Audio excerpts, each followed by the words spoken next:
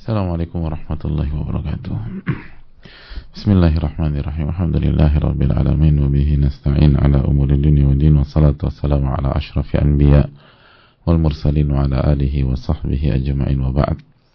Hadirin Allah muliakan, alhamdulillah kita panjatkan puji dan syukur kita kepada Allah tabaraka wa taala atas nikmat yang Allah berikan kepada kita. Sebagaimana salawat dan salam semoga senantiasa tercurahkan kepada Rasulullah alaihi salatu wassalam beserta para keluarga, para sahabat dan orang-orang yang istiqomah berjalan di bawah naungan sunnah beliau sampai hari kiamat kelak. Hadirin Allah muliakan, alhamdulillah kita panjatkan puji dan syukur kita kepada Allah tabaraka wa taala atas nikmat yang Allah berikan kepada kita sehingga kita bisa bersua pada kesempatan kali ini, dan semoga kita bisa mensyukuri nikmat yang sangat mahal ini dan sangat mewah ini. Sebagaimana salawat beriring salam semoga senantiasa tercurahkan kepada Rasulullah alaihi salatu wassalam beserta para keluarga, para sahabat dan orang-orang yang istiqomah berjalan di bawah naungan sunnah beliau sampai hari kiamat kelak. Hadirin Allah muliakan, kita akan masuk ke lembaran baru, ke bab baru, ke pembahasan baru dalam kitab Riyadhus Shalihin, dan pada bab ini, bab ke-41 ya, kita akan membahas lawan dari bab sebelumnya, yaitu tahrimul uquq wa qati'ati rahim, haramnya durhaka kepada orang tua dan haramnya memutuskan tali silaturahim. Setelah Al-Imam Yahya bin Sharaf bin Muri Abu Zakaria Imam Nawawi membawakan dalil-dalil tentang pentingnya berbakti kepada orang tua dan menyambung tali silaturahim, selanjutnya beliau menjelaskan tentang bahayanya dan hukumnya serta masalah serta ancaman yang akan diterima oleh orang yang durhaka sama orang tua dan memutuskan tali silaturahim. Jadi setelah targhib lalu datang tarhib, setelah datang motivasi, kabar gembira untuk melakukan kebaikan, selanjutnya tarhib, ancaman dan memberikan rasa takut kepada orang yang melakukan hal sebaliknya, melakukan maksiat. Dan hadirin Allah muliakan, sebelum kita masuk ke setiap ayat dan hadis yang dibawakan Al-Imam An-Nawawi rahimahullah ta'ala, kita semua sepakat bahwa durhaka sama orang tua adalah lawan dari berbakti kepada orang tua, dan memutuskan tali silaturahim adalah lawan dari menyambung tali silaturahim, ya, atau lawan dari silaturahim. Silaturahim itu artinya menyambung itu tadi, menyambung hubungan kekerabatan dan menyambung rahim. Dan ini adalah sekali lagi bukti bagaimana Al-Imam An-Nawawi begitu apik dan begitu tepat dengan taufik Allah Subhanahu wa taala membawakan bab demi bab dalam kitab ini.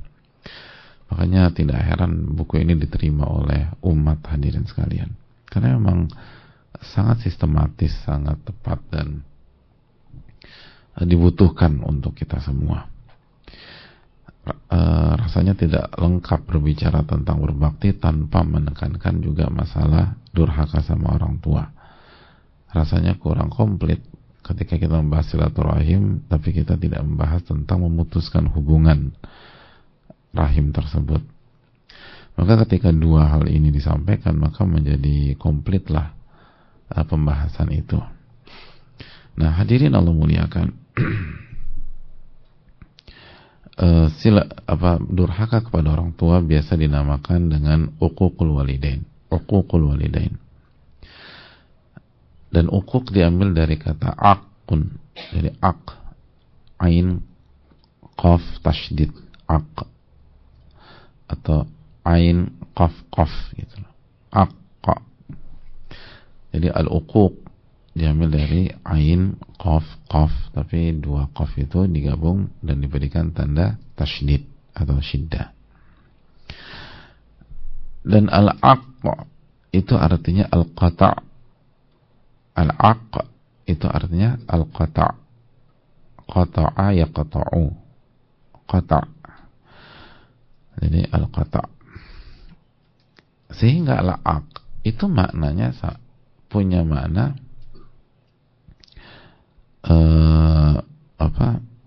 sama dengan qati'atur rahim gitu loh. Jadi uququl walidain, uquq dan qati'ah itu sama maknanya. Karena uquq dari kata-kata aqqa, dan aqqa ain qaf qaf artinya qata'a yaqta'u. Qati'atur rahim itu dari asal kata qata'a yaqta'u juga. Artinya memutuskan gitu. Al-qata' artinya memutuskan. Qata' artinya memutuskan. Makanya ketika kita lahir ke dunia, orang tua kita diperintahkan dan disyaratkan melakukan apa? Udah lupa ya? Masih ingat nggak waktu lahir ngapain aja? Ya dulu lupa tuh Pak Ustadz. Ayo udah kita balik deh. Kalau kita punya anak tuh kita disyaratkan ngapain? Akikah atau akikoh gitu. Akikah bahasa Indonesia ya. Akikoh. Akikoh itu dari kata ain qaf qaf. Makanya ain qaf qaf lalu ditambah huruf ya dan ta marbutah. Nah, apa arti akikoh? Akikoh tahu sih? Menyembelih kambing kan. Satu untuk anak perempuan dan dua buat anak laki-laki. Nah, kenapa menyembelih kambing dinamakan akikoh? Karena ada proses memutuskan leher atau urat leher itu dan saluran pernafasan. Jadi jadi penyembelihan itu kan memutuskan gitulah. Jadi yakni tuqta'u raqabatuha inda dzabah gitulah. Jadi leher itu kambing diputuskan gitu ketika disembelih. Dalam arti urat nadinya, terus saluran pernafasan gitu-gitu. Jadi hadirin Allah muliakan, itulah kenapa menyembelih itu dinamakan aqiqah. Aqiqah itu punya persamaan dengan uquq, tapi beda persepsi. Kalau aqiqah positif, kalau uquq negatif. Kok bisa begitu? Ya tergantung yang diputus. Kalau diputus sesembelihan ya positif, tapi kalau yang diputus hubungan anak dengan orang tua, hubungan kakak adik, ya negatif. Itu poinnya. Dan hadirin Allah muliakan, perlu kita camkan apa hukum durhaka gitu kepada orang tua atau uququl walidain. Atau sebelum itu, jadi bisa mengerti ya mengapa durhaka itu dinamakan uququl walidain, karena dengan kedurhakaan itu bisa memutuskan hubungan antara anak dan orang tua itu. Jadi dengan durhaka itu hubungan orang tua dan anak bisa terputus.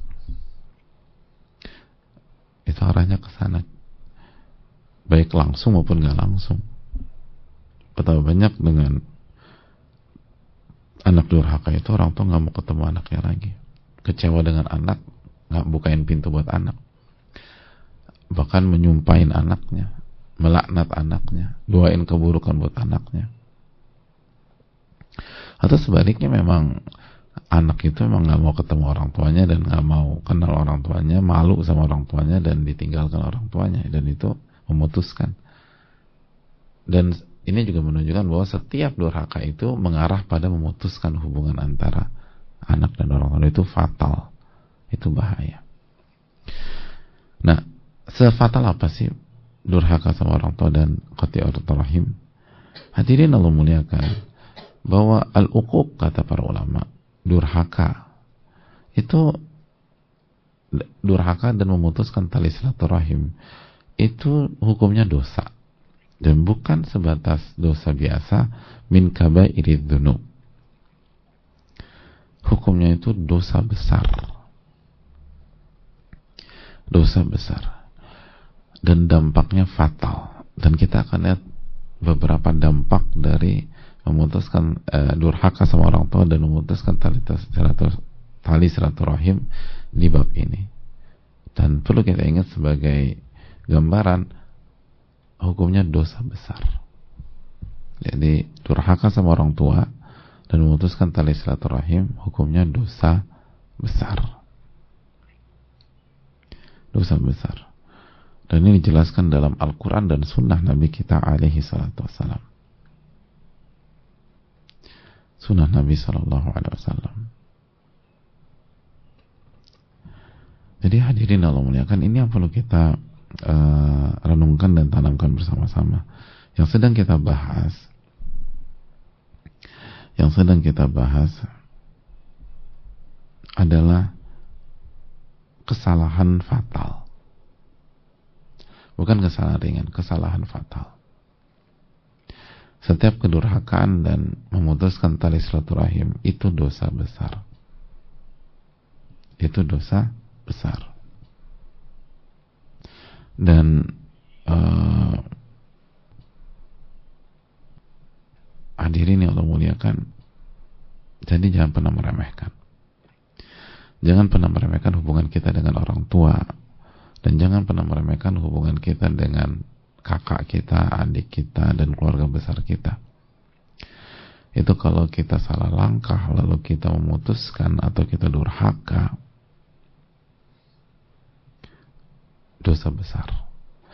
Dan bukan hanya dosa besar, kita akan mendapatkan masalah besar dan masalah yang sangat banyak di dunia dan di akhirat. Dan ini kita akan bahas. Nanti kita akan mulai dengan ayat yang pertama yang dibawakan oleh Al-Imam Nawawi rahimahullah ta'ala, yang menunjukkan nanti betapa fatalnya dosa besar ini. Nah, ini yang perlu kita camkan bagi anak maupun bagi anggota keluarga besar. Jangan sampai kita terjatuh ke dalam hal ini, karena terjatuh ke dalam hal ini itu dosa besar. Dosa besar. Bukan dosa kecil. Jadi dosa besar itu diancam laknat sama Allah Subhanahu wa taala, atau diancam murka Allah Subhanahu wa taala, dan ancamannya neraka. Itu. Ancaman neraka, enggak main-main hadirin. Enggak main-main. Jadi sesukses apapun kita di dunia secara materi, kalau kita durhaka, dosa besar. Jadi arahnya itu kan neraka. Mau sukses apapun secara finansial, sesukses apapun secara materi, kita durhaka sama orang tua atau kita putuskan tali silaturahim, laknat. Arahnya tuh ke laknat. Jadi gimana sih mau punya semuanya kalau dilaknat sama Allah, ya apa enak itu hidup, hadirin. Jadi